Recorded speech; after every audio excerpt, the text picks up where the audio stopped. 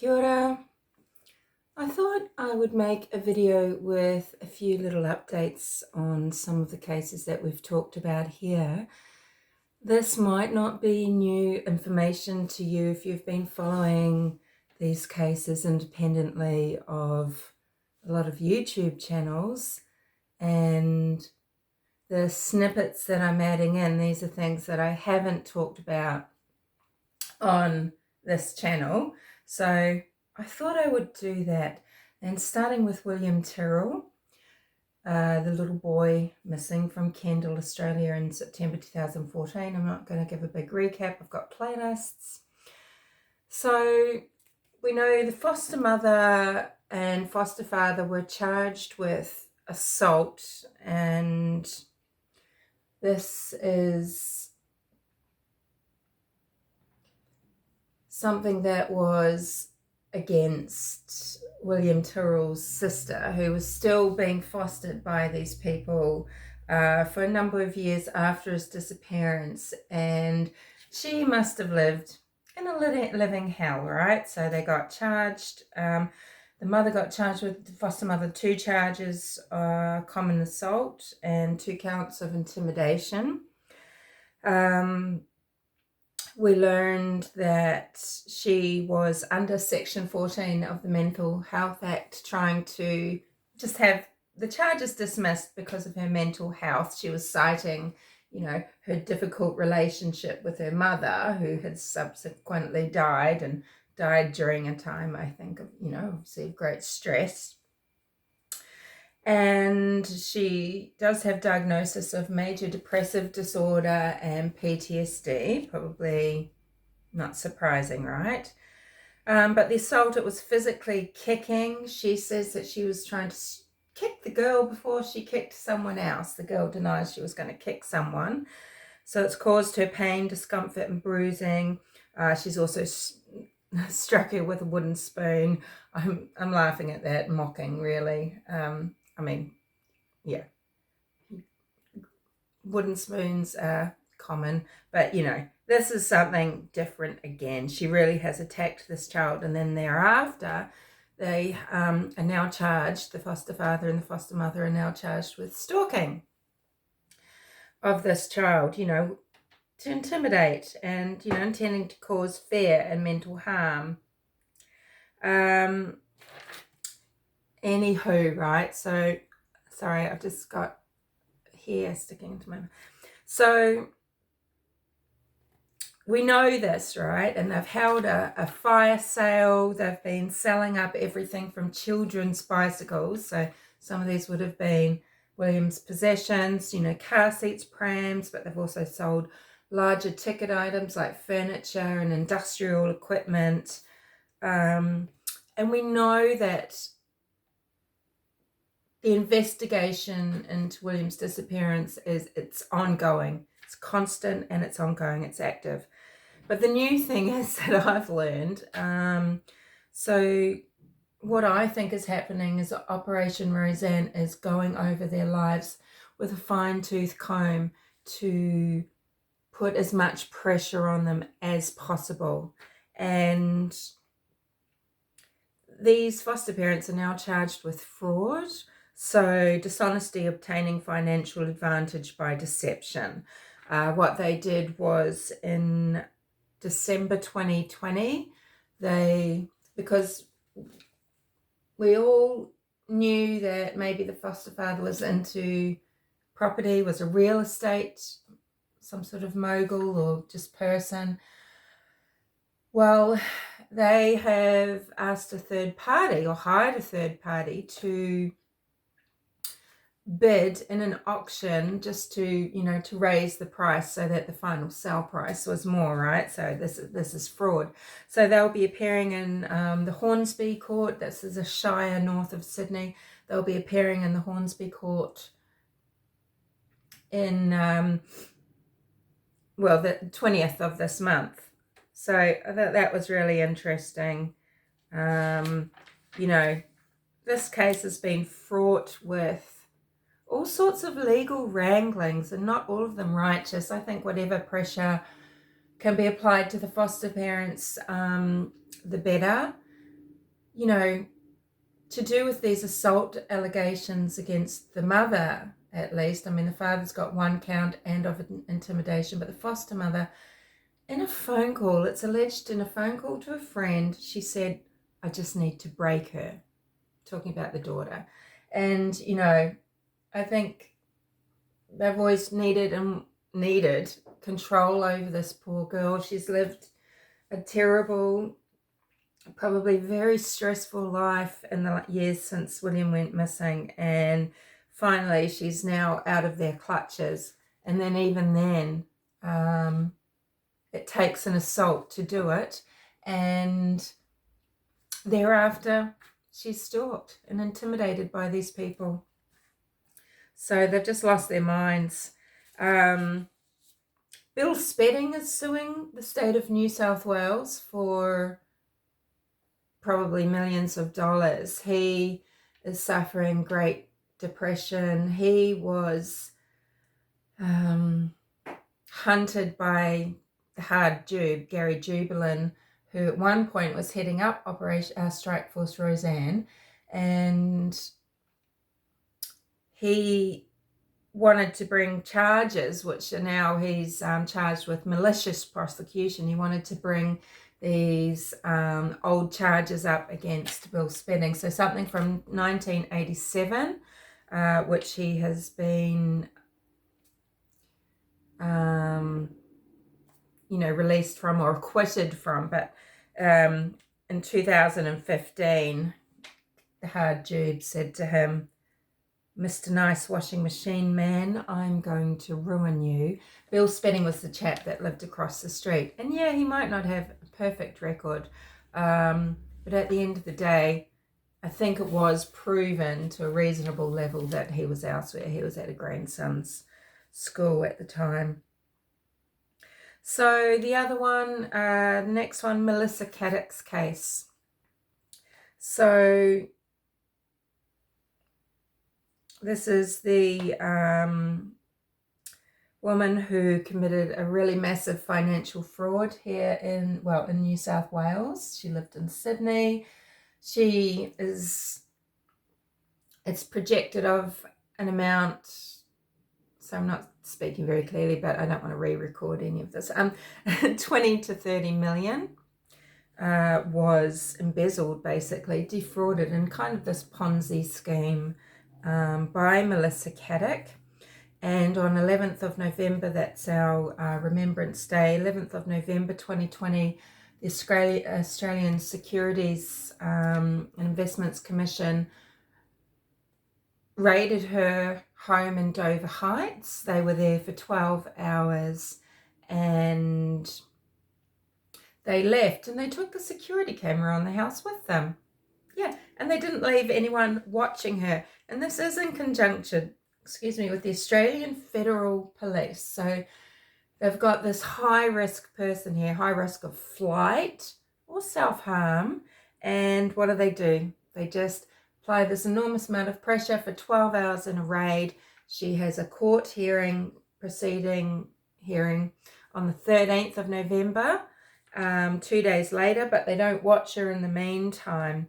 And I mean, I think Anthony Kalidas, the husband of Melissa, might have, exaggerated a few things to her family, because at one point they were all parroting that, she wasn't offered food or drink and that sort of thing. But they were free to roam the house, and they were made coffees, and they were offered things, apparently. This is what ASIC says, and gave her a smoothie and that sort of thing. But, her mother says it was cruel. Well, Anthony says it was cruel and inhumane and just like torture. And in the little bits of interview that we've seen, and apparently pretty much throughout, when she's being questioned, she's just speaking in these hushed tones. Yes, no, there's monosyllabic answers. Anthony was ruled out as a suspect in her disappearance or death because examination of the scene, and they couldn't find any sign of a struggle. I don't know why that would definitively say he doesn't know anything, but there you go. So what happened was, it was midnight when Anthony really last saw Melissa, apparently. But he says he heard, the son was coerced, maybe, I don't know. She's got a son, coerced into saying, well, he heard a door close at 5:30. Melissa would normally go out for a run along the cliff tops of Dover Heights. And it wasn't reported that whole day of the 12th that she was missing. Anthony was phoning around friends. He told one friend that, oh no, Melissa's just asleep in bed at the moment. But he's trying to say, oh, well, I didn't want to let him know anything. I wanted to see if he was lying to me. I really needed to know if she was at his house. Doesn't really make sense. He says he drove around the neighborhood looking for her as well. Melissa went missing out of the home without phone, wallet or keys. And on the morning of the 13th, Anthony from Melissa's phone called in to sign into the court proceedings, like the WebEx thing that you have in America, and said, hi, I'm Melissa Caddick's husband. They're like, oh, she's not here. So it wasn't until really 9:45 on the 13th that she was reported missing. Anthony just tells the story that, well, I thought I wasn't allowed to report anyone missing until 24 hours was up. And if it's right about him seeing her November 11th at midnight, well, it was 30 hours or so. Anywho, right? So Dr. Kerry Eagle, she's kind of like television's, this old TV show we had here called Halifax, Dr. Jane Halifax. Dr. Kerry Eagle, she's a consultant forensics psychiatrist. She does have a law degree and has practiced law. She's a clinical director for the New South Wales Justice and Health and Forensic Medicine teams. So she has written a report and sent this in to the inquiry or whatever about Melissa Caddick. She says Ms. Caddick likely suffered narcissistic personality disorder and was preoccupied with fantasies of wealth, power, success. Her self-esteem was reliant on the admiration from others. An excessive need for approval made her susceptible to intense shame. So all relating around, this failure, the disappointment, right, of what's happened, of being found out, of being discovered as not this brilliant mind, well, maybe this brilliant criminal mind, this ballsy person who ripped off people that she knows, let alone friends of friends, and maybe people that Anthony brought into her from his work as in hairdressing, to her own parents, etc. Okay.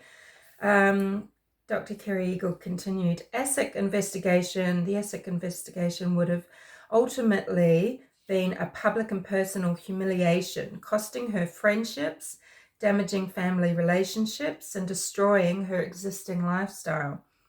Given that she measured her self-worth through the perception of others, this would have resulted in significant narcissistic injury to her self-esteem and potentially caused a catastrophic level of shame and despair. Dr. Eagle said people with MPD are at a risk of suicide without warning. The act would have been impulsive, arising from the circumstances. Because, months later, Melissa Caddick's foot in an Essex shoe, ironically enough, washed up on a beach 400 kilometres south of Sydney. Ironically, again, in an area called the Sapphire Coast. We all know her penchant for fine jewels. She had many of them, some of them hundreds of thousands of dollars worth for necklaces and things. And the star of her collection was a huge blue sapphire surrounded with diamonds. And, people, as they want to do, especially in true crime arena, there's a lot of speculation, ponderation, theorizing about her cutting her own foot off and making it look like, you know, she's gone off the cliffs into the sea, but really she's on the hop and living it up in Cambodia or somewhere like that, somewhere where her and Anthony used to really like to go. People think, you know, wrongly that narcissistic personality disordered types or people with narcissism don't commit suicide. They're too proud, they're too vain, nothing gets to them. And it's completely the opposite, because everything hinges on image and everything like that, right? So I just wanted to bring you that little bit of that report, because I've always believed, yeah, that she did. She went into the sea. I don't know if Anthony knew or not, but that's that. So Cleo Smith, the little girl that was abducted from a campsite at Quabba Blowholes, Western Australia, she was found 18 days later, not too far from her home in her hometown of Carnarvon, and she'd been held there by a man called Terrence Kelly. He's facing his sentencing in December, probably about 20 years he will get. He has pled guilty.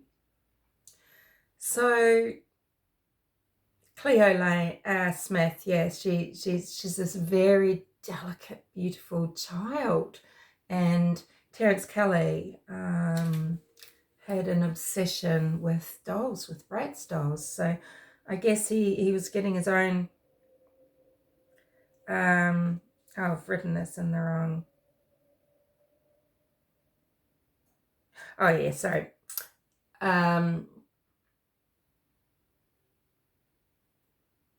What I was going to say about this one was that Detective Senior Sergeant Cameron Blaine, he's the officer who, when they raid Terrence Kelly's home in the middle of the night when he's not there, 4 officers go there, and he's the one that's heard asking Cleo, what's your name, sweetheart? And little Cleo says, my name is Cleo. And well, he's up on a misconduct probe, and he's been stood down. To be stood down is pretty normal. It doesn't mean that he's guilty or innocent or anything like that. It's standard procedure to do. But he's been stood down. I don't know. I'm wondering, you know, it's misconduct. I don't know. Was he the one that applied some physical assault pressure to Terrence because Terrence was beaten in custody? Don't know. It could be something completely different. Another very delicate, very beautiful child, slightly older, is Charlize Mutton. 9 years old. She was the one that had been in the guardianship of her maternal grandmother in Queensland. She's been allowed to go and visit her mother, who has been through stints and stints of rehab, who did not have custody at the time, and the stepfather that's very loose. Callista Mutton was going to marry Justin Frankenstein. He is the son of some quite wealthy, well-to-do, well-connected people. He is called a tortured soul by his deranged mother. And why, I still don't know, because I think if someone's got legal guardianship and it's for a reason, and, you know, the daughter, you know, the parent hasn't shown that they're stable enough, you know, why are they having visits that aren't chaperoned or whatever, you know? It's just wrong. And particularly with someone that's got a rap sheet like Justin, and who's also got a lot of trouble with drugs. It doesn't make any sense. But Deborah Mutton, the grandmother, was just at her wit's end. She'd been speaking to her friends and, you know, to one of them saying that she's about to snap. She just needed some space. Now, this is where respite comes in, and you need to connect yourself with networks with services, because giving a child to the person that has been deemed to legally not be capable of her care and protection. Anyway, so Justin Stein, he pleads not guilty. He's pled not guilty. He's saying he didn't murder her. And, you know, his lawyer, of course, is saying, well, someone else could have done it. The guns that were recovered in his, the guns that were found discarded around the property from where Charlize was murdered, they'd been taken in an aggravated assault on a neighbouring property to the Mount Wilson property where Charlize is thought to have been murdered. But neither of these guns were the murder weapon. It was a small caliber weapon that's killed Charlize. So what happened? They were supposed to be having a family holiday together, and instead Justin Stein goes off with this young girl without the mother, goes on a ferry ride, travels up to this Mount Wilson property. It's a exclusive sort of wedding venue that, you know, in the Blue Mountains, and it's owned by family friends of the Steins. And so he goes up there, he's seen with her, and eventually Charlize is found in the Colo River. She's been put in a barrel, okay, and she's got a single gunshot to her head. She was found in January 22, a couple of weeks or so after she went missing.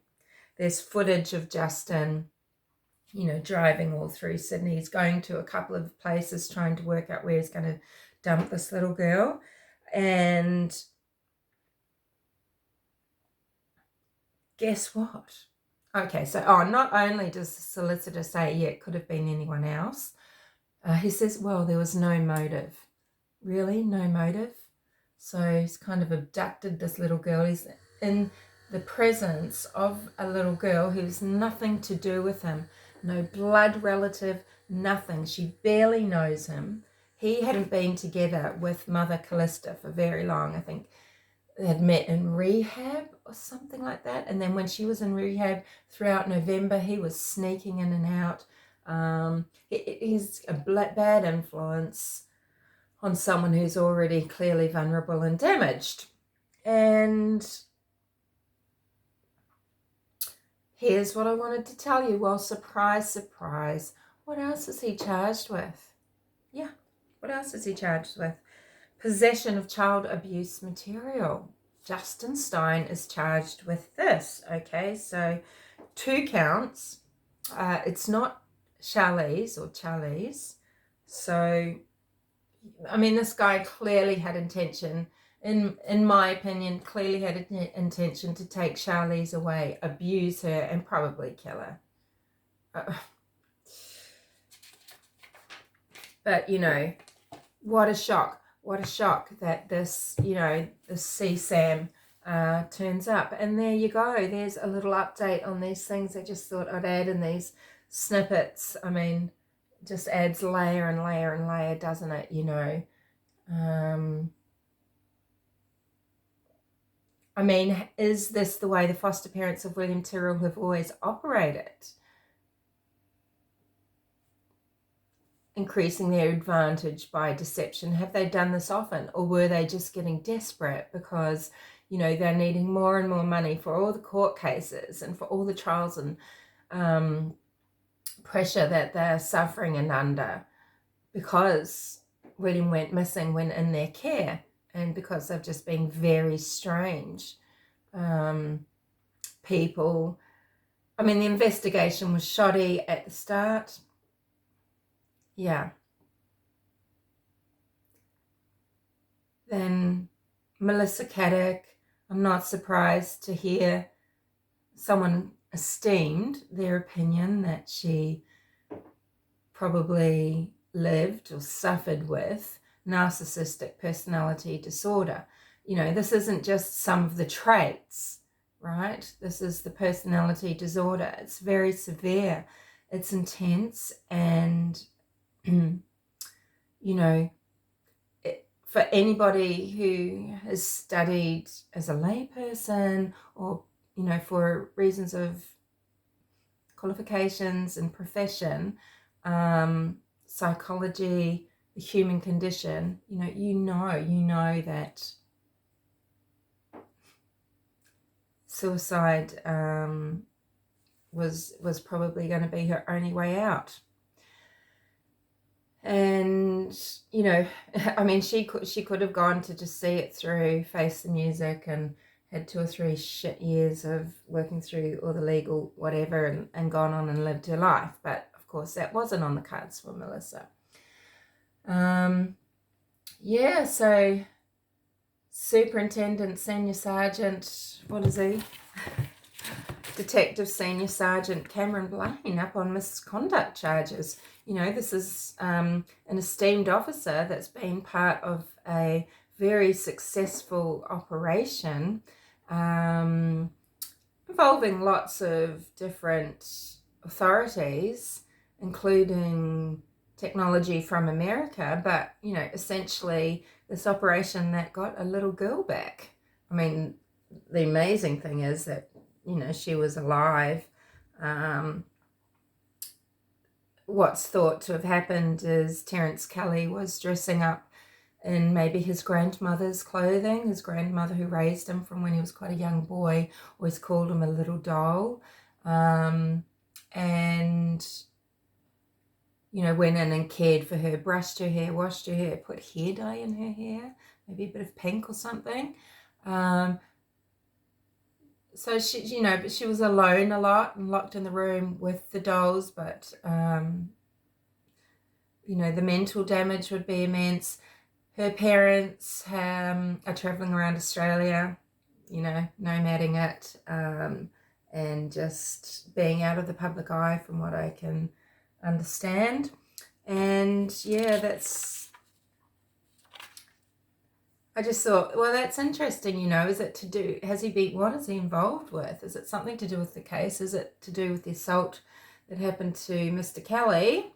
Or, you know, yeah, life is complicated, isn't it? And there's good and bad, and sometimes needs must, or, you know, the end justifies the means sometimes. Who knows? But, you know, I think we know that the police force, these forces, you know, they are cults, and there is the thin blue line, and who knows what goes on and what you sort of end up doing to be still working as a group, as a team, right? So that people still have your back. And yeah, and Charlize Mutton, yeah, I was not surprised to learn of the 2 counts of possession of CSAM that Justin Stein, 33 years old, is also, yeah, charged with. Anyway, I'll speak to you later. Thanks for listening. Bye.